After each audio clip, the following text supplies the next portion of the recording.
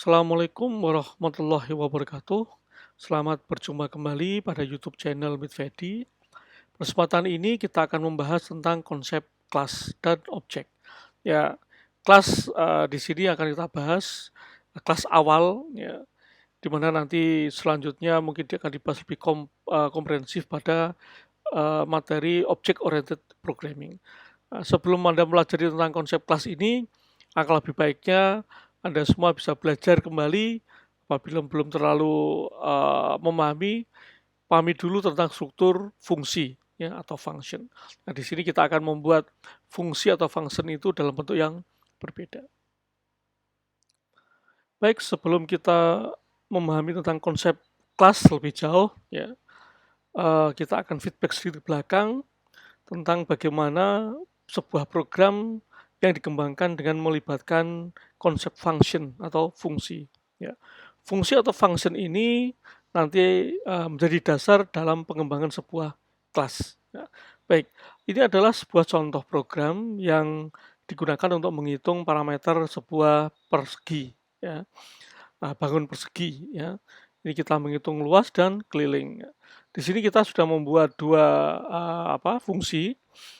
Fungsi satu namanya LU, fungsi dua namanya KL. Dan ini ada argumen, ya.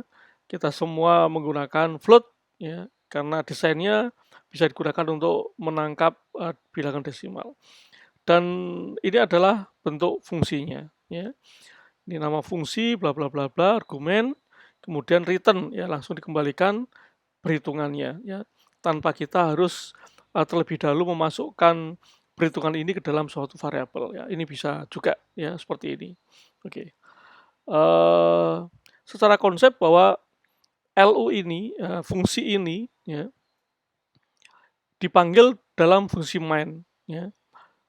Kemudian setelah misal kalau kita bisa, kita run aja dulu, ya, kita run. Oke, kita masukkan panjangnya 5, lebarnya 4. Ya. Ketika kita memasukkan angka-angka ini, ya, variabel panjang dan lebar ini menangkap angka 4 dan 5. Kemudian programnya turun ke sini, kita mempunyai yang namanya variabel luas, ya. Dan luas ini sama dengan LU. Nah, ini begitu kita masuk program ini, panjangnya nilainya 5 masuk sini, lebarnya masuk sini, LU, nah, kirim ke sini, ya. Kemudian panjangnya diganti P, lebarnya diganti L, masukkan ke sini, dihitung, return, kembalikan ke atas, ya.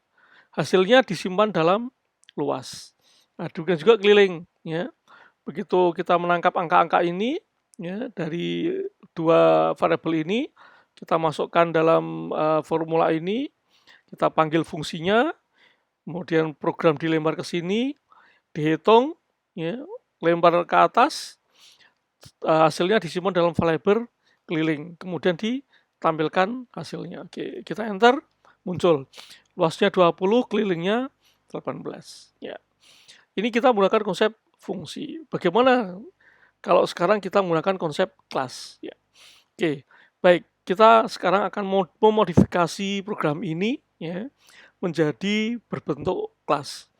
Dalam C++, ya, sudah dibawakan yang namanya keyword, ya, kelas. Oke, tadi kita del dulu, ya, kelas. Kelasnya kemudian diikuti dengan sebuah nama kelas, ya. Di sini kita sebut namanya bidang. Ya. Ini dibuka dengan kurung kurawal buka, kurung kurawal tutup, dan diakhiri dengan tanda titik koma. Ini aturannya. Ya. Nah, kemudian di sini dalam kelas ini ada dua komponen utama, yaitu yang pertama, nah ini kita buat public dulu. Yang pertama disebut atribut.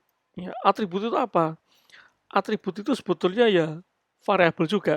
Ya. Float panjang, oke, kita taruh sini aja, float panjang lebar. Dalam konsep kelas ini namanya atribut. Ini jadi agak menarik ini, ya. Dalam kelas ini atribut. Ya. Dalam pemrograman struktural biasa ini namanya variabel. Dalam fungsi ini namanya argumen. Ya. Ya, tapi semua merujuk pada konsep yang sama sebetulnya, ya. Yang mungkin hanya untuk membedakan aja posisinya, ya. Atribut, variabel, ya. kemudian ini argumen. Ini seputar-seputar saja, tapi tolong dipahami bahwa ini merupakan konsep yang sama di mana atribut juga berperilaku persis dengan variabel atau argumen yang ditugaskan untuk menangkap data atau menyimpan data. Ya. Oke, kita sudah membuat fitur public bahwa ini bisa diakses di luar kelas, ya public. Kemudian setelah kita buat atribut, komponen kedua adalah metode. Ya. Jadi saya ulangi, dalam sebuah kelas itu terdiri dari paling tidak ada dua komponen utama, yaitu atribut dan metode. Metode itu apa? Metode itu sebetulnya fungsi. Ya. Kita pindah saja ini. Fungsinya masukkan ke dalam kelas. Ya. Ini disebut sebagai metode. Ya. Ya, kita mengenalnya fungsi kemarin. Karena ini kita pakai public, ini kita bisa menghapus saja. Nah, oke, jadi bentuknya bisa seperti ini. Ya. Kemudian kita punya metode satu lagi, ya, float. Kita pindah aja ke atas. Nah, metode float, metode KL, ya, keliling untuk mencari keliling. Oke, kita bisa menghilangkan. Ya. Kemudian kita sesuaikan di sini, ini panjang. Ya. Kita tulis di sini panjang, kemudian lebar. Ini juga sama, panjang, ini lebar. Oke. Oke, ini prototipe apa namanya, kelasnya sudah jadi. Ya. Ini kelas namanya bidang.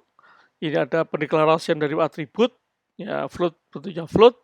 Kemudian ini adalah metodenya, ya metode ini juga tidak bukan adalah konsep fungsi juga, ya seperti ini.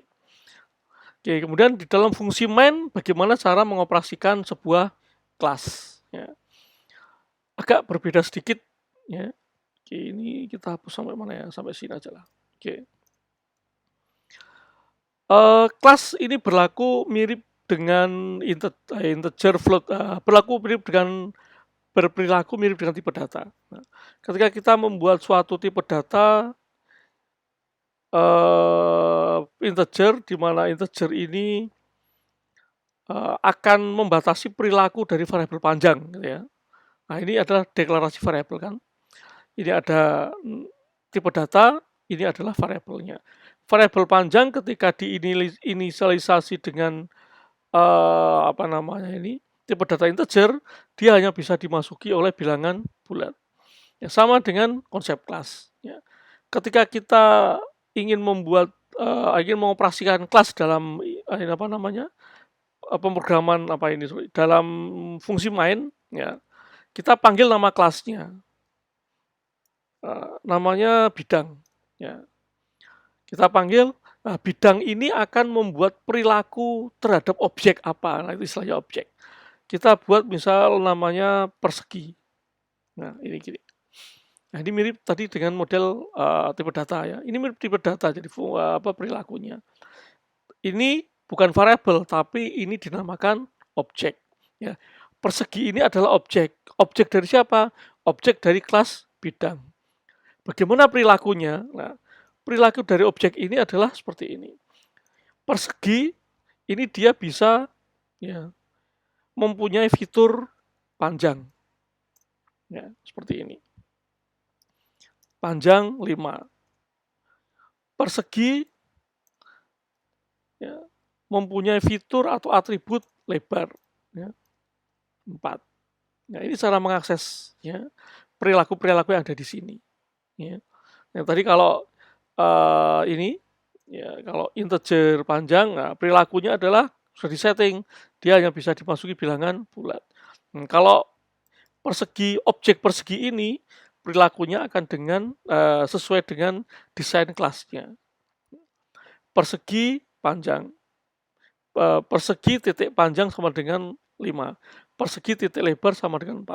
Ya, titik ini merupakan sebuah konvensi ya, dari pemrograman object oriented programming, pemrograman berorientasi objek ya, di mana titik ini akan memanggil apapun yang ada di dalam objek ini. Kemudian kita bisa mengoperasikan di sini. Luasnya adalah kita panggil aja di persegi titik. Nah, di sini apa? LU. Ya. Di sini kita persegi titik KL. Ya, panggil yang di sini. Ya. Ini adalah konsep kelas. Nah, ini adalah pendahuluan tentang konsep kelas. Nanti Anda akan mempelajari lebih lanjut konsep kelas ini di Object Oriented Programming. Ya, biasanya ada mata kelas sendiri. Atau pemrograman berorientasi objek. Oke, coba kita run. Ya. Opsinya ada yang kurang ternyata. Nah, ini ada kurung buka, kurung tutup. Ya.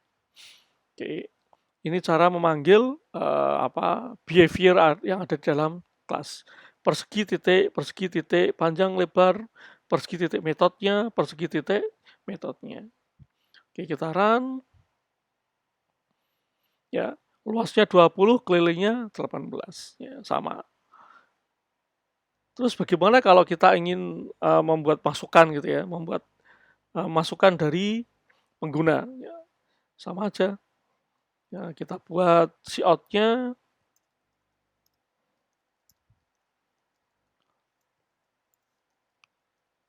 Masukkan panjangnya.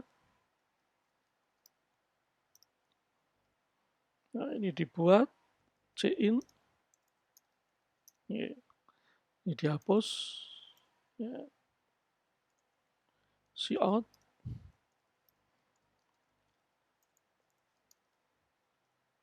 Masukkan lebarnya.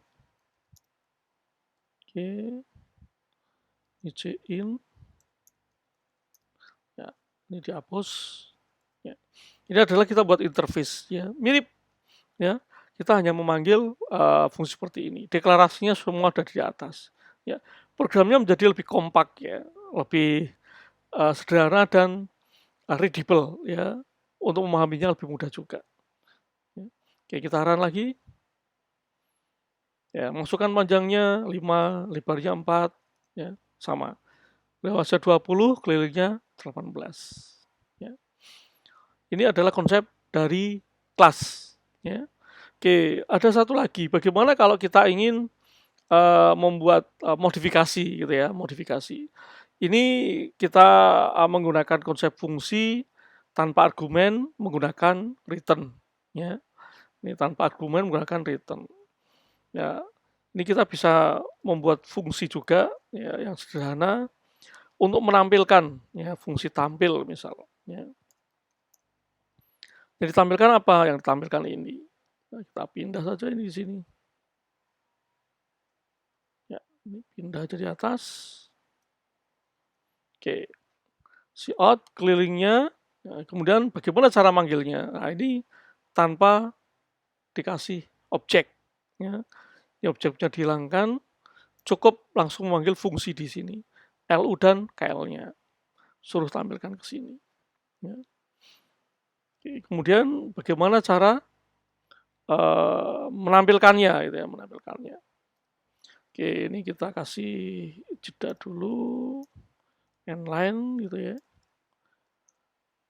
Kemudian objeknya kita panggil. Ini ada fungsi tampil namanya. Nah, kurung buka kurung tutup. Oke, kemudian kita run lagi. Masukkan panjangnya 5, lebarnya 4, ya. Luasnya 20, kelilingnya 18. Ya. Nah, kita bisa membuat fungsi apapun yang kemarin sudah kita pelajari. Ada 4 bentuk fungsi ya. Ada tanpa argumen, tanpa return, ada dengan argumen, dengan return gitu ya. Atau dengan argumen tanpa return, atau dengan atau tanpa argumen tanpa return ya. Ya, ini bisa kita modifikasi di sini ya. Ya, jadi ini bentuk kelas. Oke, sekarang ini hanya satu objek. Bagaimana kalau kita membuat objek satu lagi ya? Kita buat objek namanya bidang. Kotak ya. Kotak ini merujuk pada kelas bidang ya. Kotak ini juga punya perilaku yang sama dengan persegi ya. Ini kita ganti misal kotak gitu ya. Ini juga kotak. Nah, ini juga kotak. Ya. Oke, kita run lagi. Masukkan panjangnya 5, 4 ya. Ya. Ini kita menciptakan dua objek ya. Nah, sekarang kalau kita ingin membuat objeknya lebih dari satu ya. Ya, tadi kalau kotak seperti ini persegi harus kita pisahkan gitu ya. Dan bagaimana kalau kita ingin membuat objeknya lebih dari satu? Oke, kita bisa memanfaatkan yang namanya konsep array. Ya. Nah, ini kita jadikan array. Misal kita pakai 2 sajalah. Ya. Bidang persegi 2. Ya. Kemudian seperti yang kita ketahui bersama, ketika kita menggunakan konsep array, nah kita harus menggunakan looping ya, entah for atau while do terserah ya, untuk menghandle ya, tipe data berbentuk array. Misal ini i0, i kurang dari 2, i plus plus. Oke. Dan ini kita masukkan cout. Ya. Nah, kita masukkan ke sini. Oops. Persegi, oh ini persegi ya. Ini persegi. Nah, di sini kita buat indeksnya. Ya. Ini persegi juga.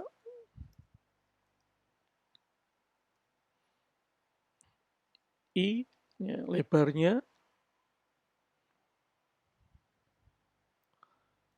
Dan kita kasih jeda di dalamnya.